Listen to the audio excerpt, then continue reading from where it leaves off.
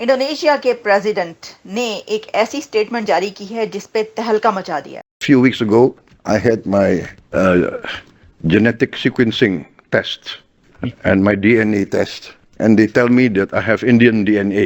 So, Indonesia के president ने ये कह दिया है कि आई हैव इंडियन डीएनए, मेरा तो जो डीएनए है वो इंडियन है। इंडोनेशिया तो एक इस्लामिक कंट्री है, उन्हें तो as a Muslim country Pakistan को सपोर्ट करना चाहिए था, पाकिस्तान का साथ देना चाहिए था, लेकिन उन्होंने इंडिया की हमायत की और जली ना तेरी भी जली। रिपब्लिक डे परेड भारत की देखकर उन्होंने बयान दिया कि मेरे अंदर इंडियन डीएनए है, मतलब इंडियन खून है मेरे अंदर। इनका कहना है इनका सिर्फ डीएनए ही भारतीय नहीं है, बल्कि जैसे ही ये हिंदी गाना सुनते हैं इन्हें नाचने से कोई रोक नहीं पाता है। इंडोनेशियन प्रेसिडेंट जो कह रहा है उसका इंडियन डीएनए। ये इतनी बड़ी बात उन्होंने कह दी कि 57 इस्लामिक कंट्रीज में इस वक्त क्या कहा जा रहा है, क्या सोचा जा रहा है। ये जो 57 इस्लामी ममालिक हैं और मुस्लिम उम्मा इसके ऊपर क्या कह रही है, तो कुछ ने कहा कि ये तो राग की साजिश है। क्या बात कर रहे हैं? बहुत बड़ी बात है, पूरी दुनिया के सामने आकर ऐसी बात कर रहे हैं, बहुत बड़ी बात होती ये है। अगर इधर बोलते ना मतलब और कोई मुस्लिम कंट्री का सही बात, तो सही भाई बात उस है। देश में कुछ और हो जाता, लेकिन और सब जितने भी देश हैं जो मतलब इसको देख रहे थे वो हैरान हो गए, एक दफा ये हिल गए होंगे यार ये देख करके। अगर इस तरह देखा जाए तो मतलब जो टू नेशन थ्योरी थी कि हिंदू और मुसलमान इकट्ठे नहीं रह सकते, मुसलमान इकट्ठे रहेंगे, तो वो बांग्लादेश जब टूटा तो वो टू नेशन थ्योरी गलत साबित हो गई। ये बयान इंडोनेशिया के राष्ट्रपति ने भारत की राष्ट्रपति द्रौपदी मुर्मू के जरिए आयोजित एक भोज कार्यक्रम के दौरान कही।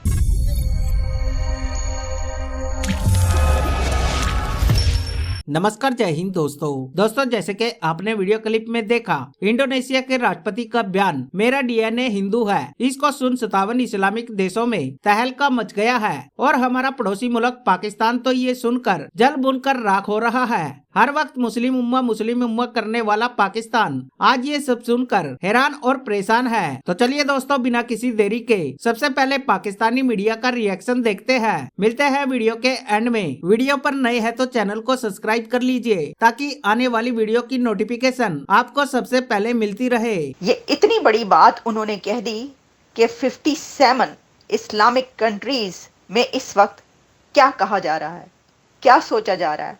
ये जो 57 इस्लामी ममालिक हैं और मुस्लिम उम्मा इसके ऊपर क्या कह रही है, तो कुछ ने कहा कि ये तो राग की साजिश है। देखिए, अब ये जिसकी भी साजिश हो, लेकिन ये साजिश हो गई है, क्योंकि प्राबोवो सुबियांतो ने धड़ल्ले से सरेआम ये कहा है कि उन्होंने अपने जेनेटिक सीक्वेंस करवाया, यानी डीएनए करवाया, और उस डीएनए में उनको ये पता चला कि वो तो इंडियन ओरिजिन से हैं, उनका डीएनए इंडिया का निकला। I have Indian DNA. तो इंडोनेशिया को the largest population Muslim country कहा जाता है। सबसे बड़ा मुस्लिम कंट्री जो है वो ये कहा जा रहा है कि अब वहां के प्रेसिडेंट भी इंडियन डीएनए रखते हैं। अब किसी जगह पर पिटन भी पड़ गया है। सर, कहा यह जा रहा है कि ये मातम शातम भी शुरू हो गया। इसकी वजह यह है कि एक तो ये कि ये किसकी साजिश है, दूसरा ये, लेकिन इससे उस पर आने से पहले मैं आपको सुनवाई क्यों ना दूं, इससे पहले कि ज़रा इसका हम आपके सामने तज्जिया पेश करें। उन्होंने जो बात कही सर, वो पहले आप सुन लें, अपनी खुद अपने गुनाहगार कानों से आप इसको सुने, मुलाहिजा करें कि उन्होंने ये क्या कहा है, और ख़ास तौर पर जितने भी 57 इस्लामिक कंट्रीज है वो सब मिलकर ये सुने, और उसमें हसन निसार साहब और जैद हामिद साहब वो तो ज़रूर कान लगा के ये सुने, अगर उन्होंने अभी तक नहीं सुना, वैसे वो सुन चुके होंगे ये। तो ये देखिएगा वो क्या फरमा रहे हैं। I had my genetic sequencing test and my DNA test, and they tell me that I have Indian DNA. So,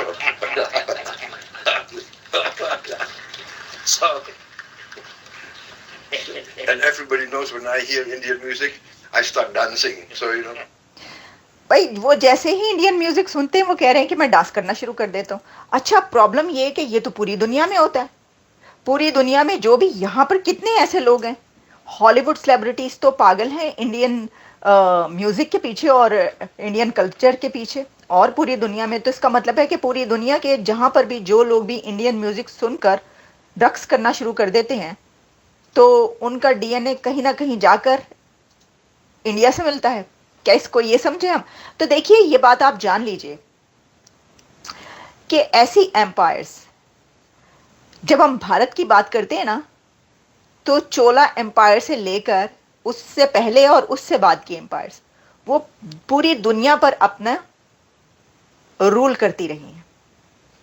Afghanistan से लेकर कंबोडिया, कंबोडिया से लेकर साउथ एशिया और श्रीलंका से लेकर नेपाल तक वो कौन कौन सा कंट्री है कि जिसके ऊपर भारतीय हुक्मरानों की, हिंदू रूलर्स ने रूल ना किया हो।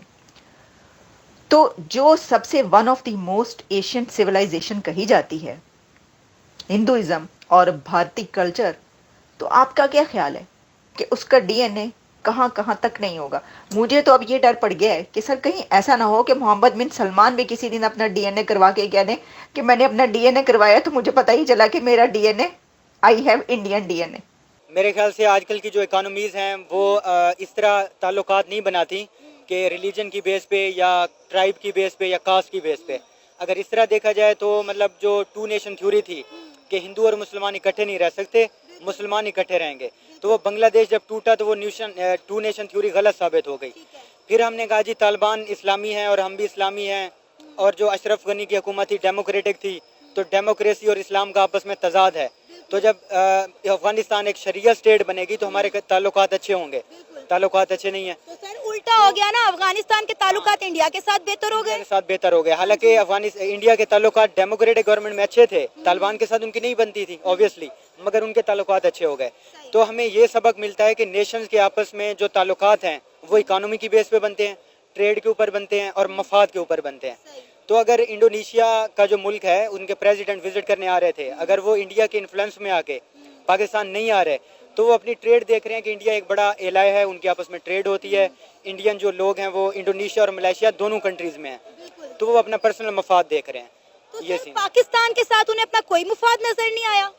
या हम देते क्या हैं दुनिया को, हमारी एक्सपोर्ट्स क्या हैं, हम कंट्रीज को क्या कोई लोन वगैरह देते हैं, उनकी माली इमदाद करते हैं? हमारा तो कुछ नहीं है, उल्टा हम भीख मांगते हैं मिडल ईस्ट से, चाइना से, अमेरिका से मिलिट्री एड की मदद में। तो इसलिए हमारी कोई वो पावर नहीं है। तो सर इस तरह तो फिर आहिस्ता आहिस्ता पाकिस्तान आइसोलेट हो जाएगा। ऑलरेडी आप देखें कि हमारे मुल्क के जो हालात हैं, कोई कंट्री ना तो हमें सपोर्ट करती है, ना ही कोई हमारे मुल्क में विजिट के लिए आता है, इन्वेस्टर भी नहीं आता। दोस्तों, इंडोनेशियाई राष्ट्रपति प्रोबो सुबियांतो ने डिनर के दौरान कहा कि भारत और इंडोनेशिया के संबंधों का इतिहास बेहद पुराना है। दोनों देशों की सभ्यताओं में भी जुड़ाव रहा है, यहाँ तक कि हमारी भाषा के कई अहम शब्द संस्कृत भाषा के हैं, हमारे कई नाम भी संस्कृत भाषा के हैं। हमारी रोजमर्रा की जिंदगी में भी प्राचीन भारतीय सभ्यता का प्रभाव है, यहाँ तक कि हमारे जीन्स में भी समानता है। इंडोनेशियाई राष्ट्रपति ने कहा कि कुछ हफ्ते पहले ही मैंने अपनी जेनेटिक सीक्वेंसिंग और डीएनए टेस्ट करवाया। मुझे बताया गया कि मेरा डीएनए भारतीय है। सभी जानते हैं कि जैसे ही मैं भारतीय संगीत सुनता हूँ तभी मैं थिरकना शुरू कर देता हूँ। तो दोस्तों, ये थी आज की वीडियो। मिलते हैं एक नई वीडियो और एक नई टॉपिक के साथ। तब तक के लिए जय हिंद, जय भारत।